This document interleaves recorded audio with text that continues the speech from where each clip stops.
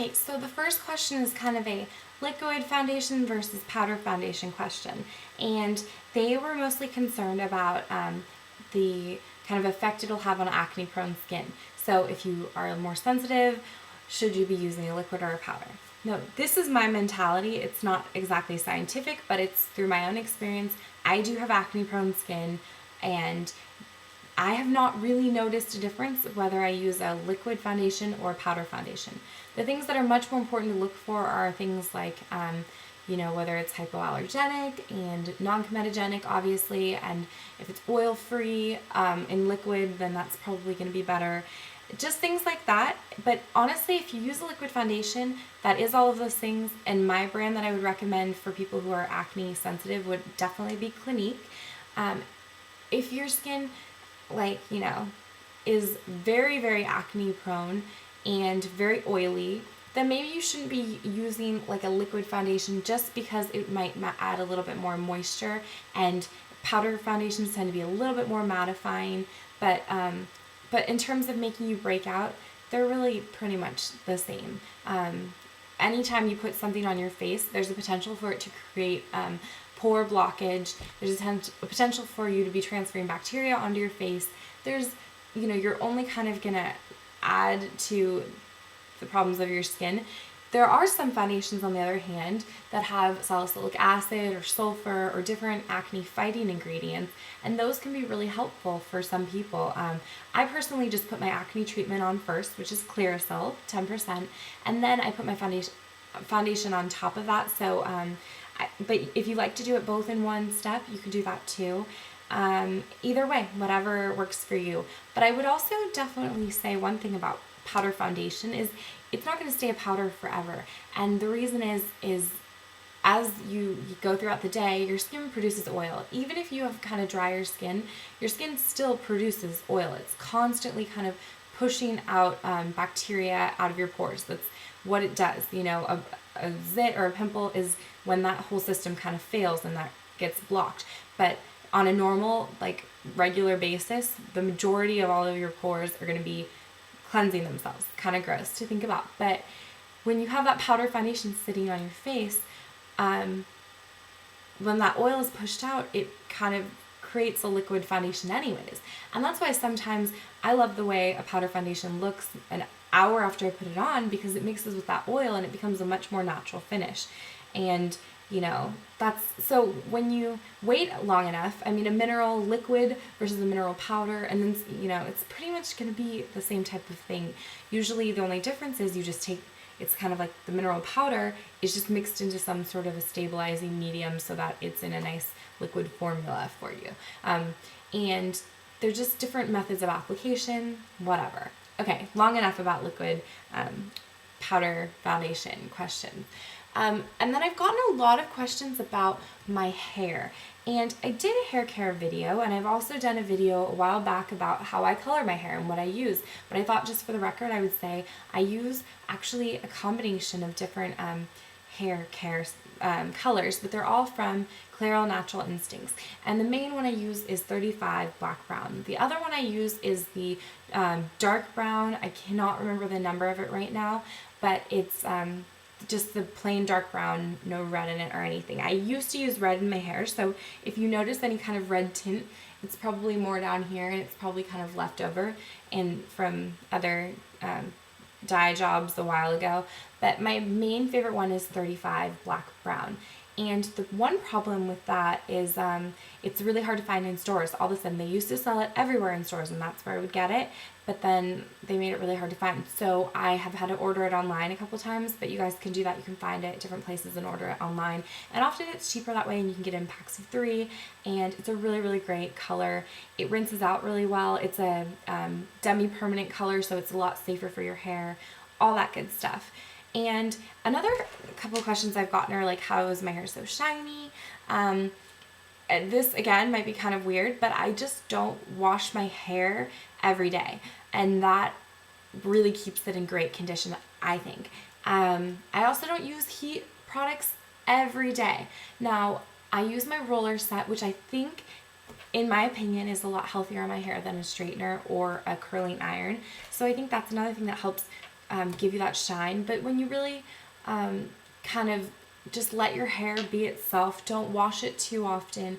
If you can go to, a whole week with only washing it 2 times, that's great for your hair. And I also use a couple of different deep conditioning treatments and things like that. And I have that on my hair care video, and I'll put a link in the sidebar to my hair care video so you guys can check that all out. But on a daily basis, I don't really add a shine pomade or anything like that, or a serum. If I'm going to use something in my hair on a daily basis, it's going to be more of a styling cream or styling gel or something like that to give my hair a little bit of hold and just add more definition towards the end. Even if I'm not going to like use a heat product like a curling iron or something like that, I'll still put that on because I think it just gives my hair a little bit more like thickness, and it just makes it look a little bit healthier. It's kind of like a coating, and I make sure to rinse that off, obviously. And yeah, so I'm not going to go too much more into hair care because that's for another video. And just a warning, this video is going to be pretty long, so just an apology ahead of time. And I'm going to put in the sidebar like a breakdown of a breakdown of the questions and the times so that you can jump to different times if there's a question, and feel free to skip around and you don't have to listen to every question. But okay. Then another person asked me what my opinion of the Coastal Scents 88 palette is, and I'm not going to do a review because there are a million reviews and swatches and everything. I say it's a great palette. I say get it from AuralineBeauty.com. It's the same exact palette, but it's cheaper, and I think you have to be honest with what you're getting.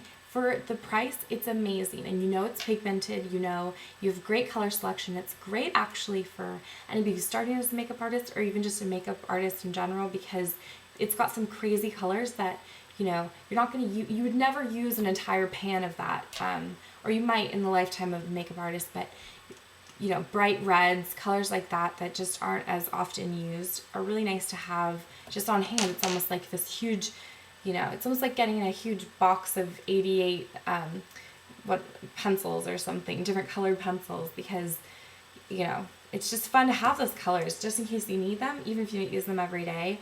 So I definitely recommend it, but that's just my personal experience with it.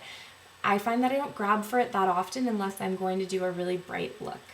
That's my main go-to palette for that kind of stuff, because I'm just not going to invest in an eyeshadow pan that is MAC that's going to cost me $11 when I know I'm going to use it maybe twice. Although I have to say I've invested in some weird MAC stuff that I haven't used very often anyways, like my Reflex pigment or whatever, so, which is huge, and I've never used that really. Well, I've used it, but not very often. So anyways, the next question would be, let me see. A lot of people say I look like Khloe Kardashian and want me to do a makeup tutorial of hers. That may happen, but I also would say I probably won't be doing a makeup tutorial of hers just because her makeup is very similar to like her sister's. It's a smoky eye, and I've done a lot of smoky eye looks, and I'll definitely probably be doing more because they're kind of my favorite thing to do.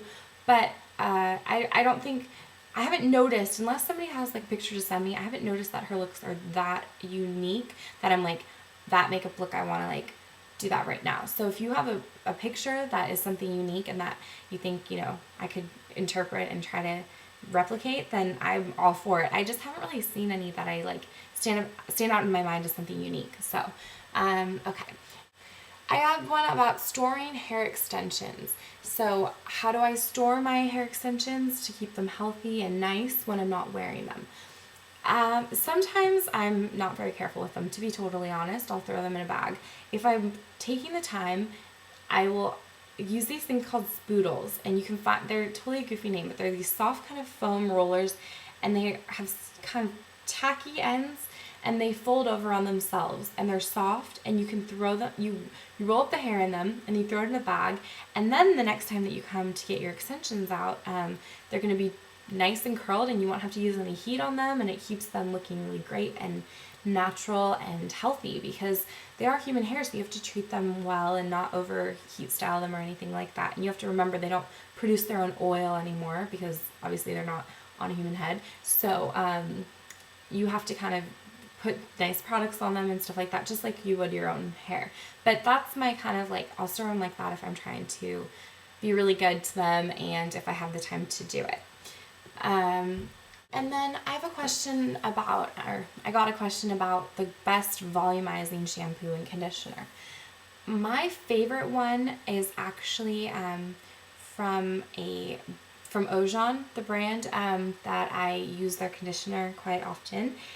And it's the Hydrating Thickening shampoo and conditioner. Now, when I was a blonde, my hair was really like limp, and because it was so damaged.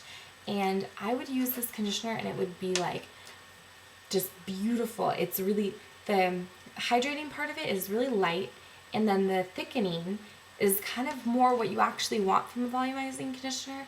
It actually just gives your hair, each strand, kind of this nice like thick quality, so you feel like you have just like more hair, and it's you know, really, really nice. And then when you go to style it, you kind of have more texture to your hair as well. So it's really easy to add volume into it when you blow dry your hair. You can't expect any thickening shampoo and conditioner to completely volumize your hair, or even a volumizing shampoo and conditioner. You can't expect it to be like a cure-all kind of a deal, because it's just a shampoo and conditioner, and hair naturally wants to fall flat. You're gonna have to fight that a lot harder than just with your shampoo and conditioner.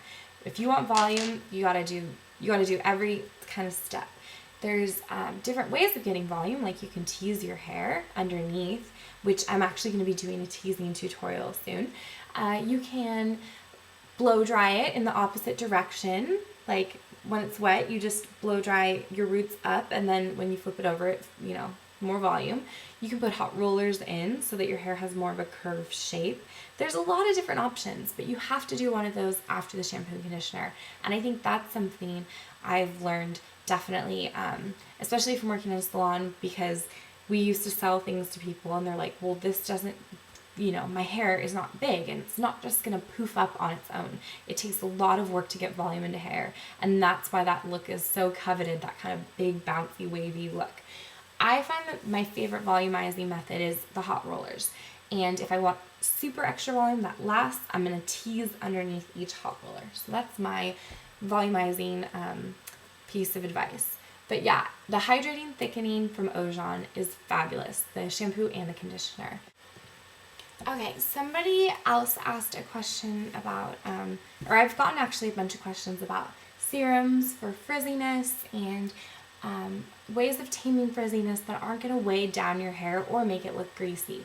And that's kind of always the fine line that you have to balance when you're dealing with frizziness.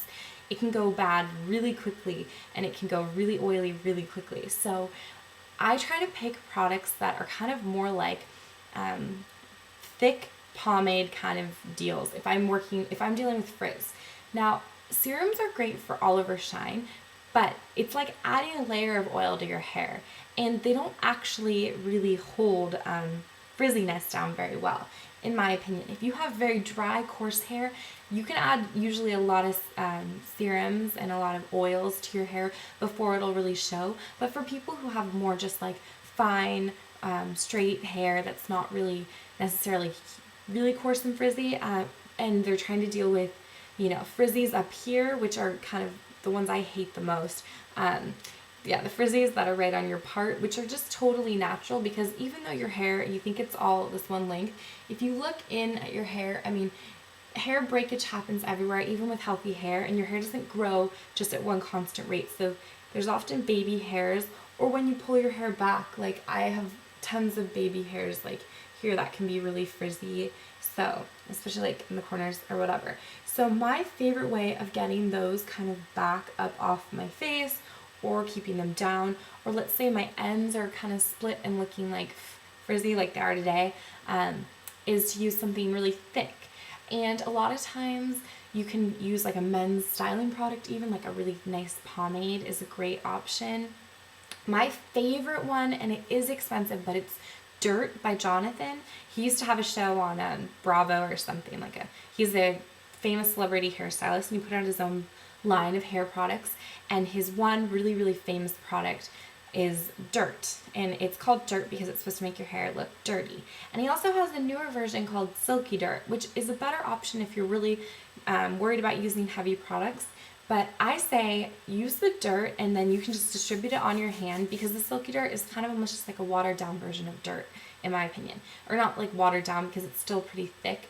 But dirt comes in a can like this. I have one, but sorry, it's the other end of my house. But it comes in like a little pomade container, and it smells amazing. It smells like coconut. It's so nice, and it will take you forever to go through a whole thing of dirt, especially if you're using it for frizziness. And it really stays put in the hair. So when you use it up here, like on these frizzies, you know that it's not going to create like a ton of oil. I mean, where you put it, it will stay. So you're going to be able to get like really nice control over those frizzies without sacrificing, you know, the healthy shine and non-oiliness of your hair. So that's my best piece of advice for frizziness. Another option, if you're not really into pomades and that whole idea scares you, is hairspray. Actually, this was the first trick I ever learned for frizziness, and it's something I still will pull out often if I'm somewhere and I don't have like a pomade or something on me.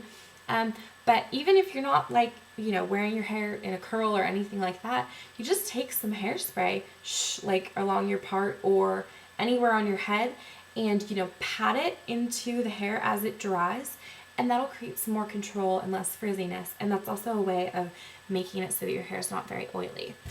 So that's enough with that question. Sorry. Okay.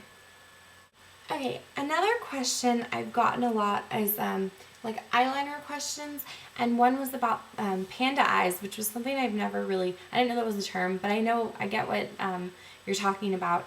And it's kind of the whole idea that when you put liner down here and it's hot, and just your natural oils through the day, your own body heat, even if it's not hot outside, will kind of cause it to melt down, and you're gonna get sort of like that like darkish area right underneath where you actually want it. My definite preventative thing for that is like powder products, and I count eyeshadow as a powder product. So what I do is I put my liner on, I smudge it. You need to smudge it after you put it on, because it's going to smudge itself naturally anyways, and that way it'll really set it into the skin where you want that liner. So right along your lash line, you smudge it. Use your finger, use a smudging pencil, a Q-tip, whatever works for you, a sponge, anything. And then you go on top of that and you set that with a similarly colored eyeshadow. So if it's black liner, take a black eyeshadow, pat that on, and then you want to go underneath your eye. And if you have concealer or anything under your eye, you want to do this first before you put on the liner, but if you don't, you can do this now and that'll work just fine. And put a eyeshadow or powder or something and just set a lot of it and kind of press it in very lightly, because that area is like, you know, delicate, but press it in underneath your eye so that it doesn't get so that when your like eyeliner up here starts to kind of come down, it's stopped, you know, it will really absorb some of that and slow down the movement of it to give it kind of a better like contained look. And then the other piece of advice I would say is, honey, just do this thing all the time. I'm always doing that. Start out from the corner, take your like ring finger or whatever finger is the easiest for you, and I'll just show you how I do it. You kind of get a feel for it after a while, but you just kind of lightly go in and twist it like that out. And that will really, I don't have any liner on the bottom of my eyes right now, but that will pick up anything that's kind of moved down, and it'll still preserve the liner that's right on your lash line. And you don't want to do that too close to the middle of your eye in here, because this part of your eye is really delicate and it can get red, and it's just not really a good idea. If you're trying to remove something from that part of the eye, it's a better idea to kind of press and pick up like that than to rub across. But this part you can kind of do a little bit more rubbing, because it's a little bit more what's the word? I don't know, but it's, yeah, you can kind of just rub it and that will keep it from looking too panda-ish or something. I think that's cute. I love pandas, so, I mean, not that I want to have my makeup look like a panda, but yeah. Okay. Okay, a lot of people have asked me about nail care and how I take care of my nails, and I just have to say my nails are terrible and I don't take care of them very well. I paint colors on top of them quite frequently, and that's about the extent of my nail proficiency. I had some fake tips on in another video, and actually right now I'll show you my nails. They're actually, I don't know if you can even see, but they're actually like the fake tips, and then I just cut off the top and then put glue over them because I was getting sick of them. So because I got them filled in and they just didn't look as nice, and because that was when I was on vacation and I don't even know what place I went to. But anyways, yeah, so I'm probably really not the person to talk to about nail care. On top of that, my nails are very brittle and they always have been, and I've tried literally everything to get them to be stronger, and they're just not very strong. You know, I've tried every kind of topical thing like Nail Envy or different, what's the other ones? I don't know. I've tried everything that you can do on your nails. I've tried taking gelatin supplements. Nothing really makes a difference. It's genetic. My nails are just not really meant to be really strong, so I'm so jealous when I see people like Julie G or whatever, and her nails are just like, and I'm like, those are not even real. I'm so jealous. But yeah, so if that puts the nail questions to rest, I just like keep them pretty short because that's kind of all I can do. So, yeah, and I'm not very good at them. But I love watching other people that you know, take their time. I think it's awesome, and I think it's a really cool way of like creatively expressing yourself. I just think I would mess it up if I did it, because my real only source of artistic expression is makeup artistry. I can't really paint or draw, and it's kind of interesting that I think makeup artistry has become, you know, my real one artistic kind of outlet. So, you know, maybe I could get into nails, but I'm not sure I have the precise like hand for the kind of artistry I've seen other people do. But it's a lot of fun to watch, and I always watch those videos anyways. So, yeah, check out like Say Anything Brooke, or one of my favorite subscribers, Christina, I'm probably saying this wrong, Gracina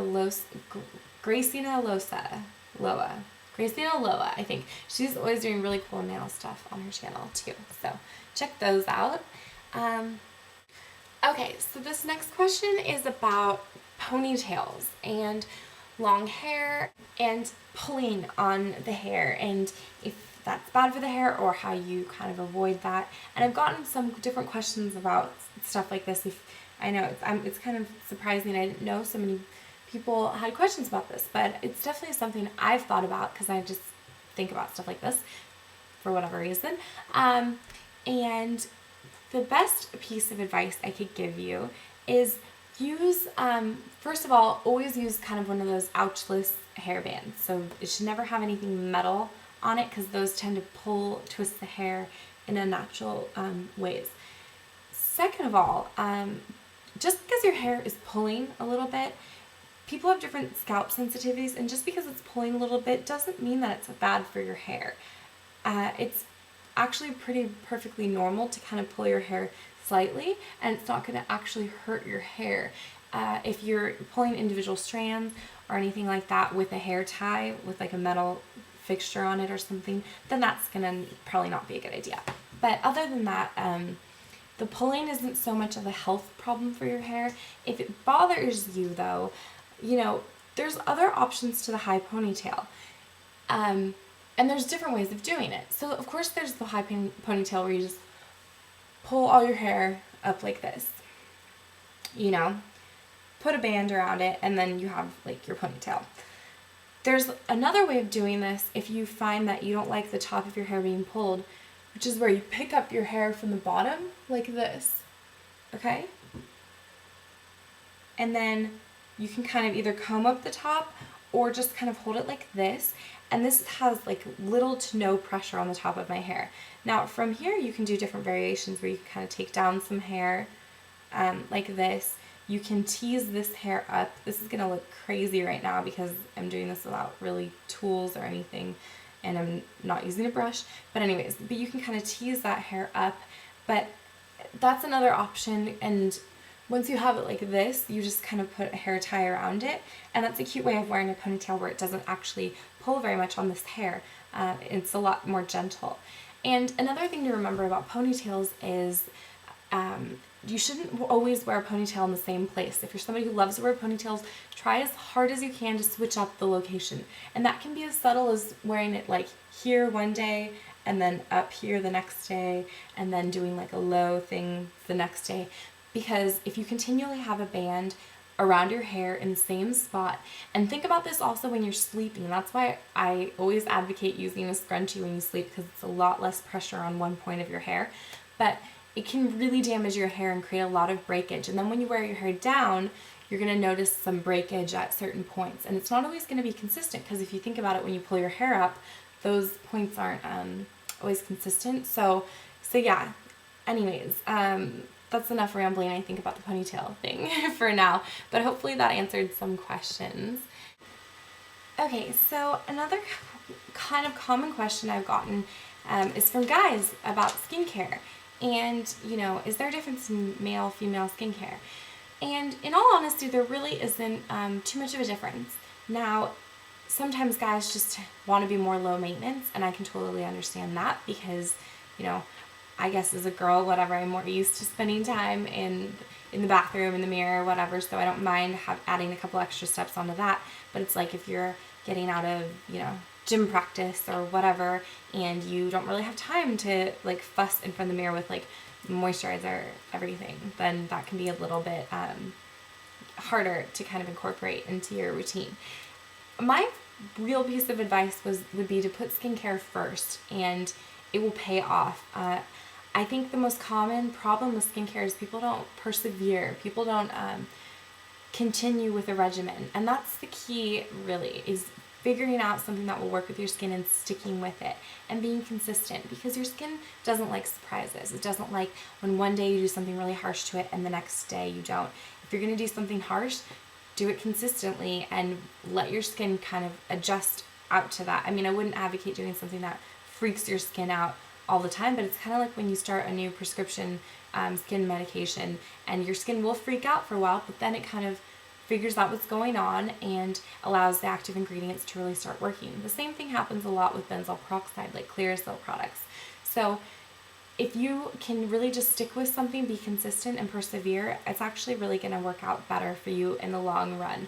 But I know that guys have a harder time because, like I just said, yeah. So another really cool option is to use something like a all-in-one kind of face toning, cleansing, medicated towel for your face. My favorite one is from Comedines, and that's a Spanish brand, and it's kind of expensive. They make one, and it's an antibacterial face wipe, but it totally makes your skin feel like dreamy. It smells so good, and it's in this orange package. And so I'll try to find somewhere you can buy that online and put a link in the sidebar. Another option is Dermalogica makes a really good antibacterial face wipe, and that is something that's just really good, really easy, quick to incorporate into kind of your routine. If you're too tired or don't have the time or don't really think you could probably stick to a more, you know, intense skincare regimen, it's always better to use something like an antibacterial face wipe than to just put more Clearasil on top of a dirty face, because if you already have bacteria on your face, it's not really going to do that much good. Even though it does kill bacteria, I mean, you really have to exfoliate, and that's what some of those cloths will do. They'll really exfoliate your face and clean it off so that your pores can breathe. So yeah, so this has been a really, really long video, but I think I hopefully answered your questions, and these are just kind of general questions, and I think I'm going to do more videos like this. So thank you very much for watching, and I hope you guys all have a good night. Okay, bye.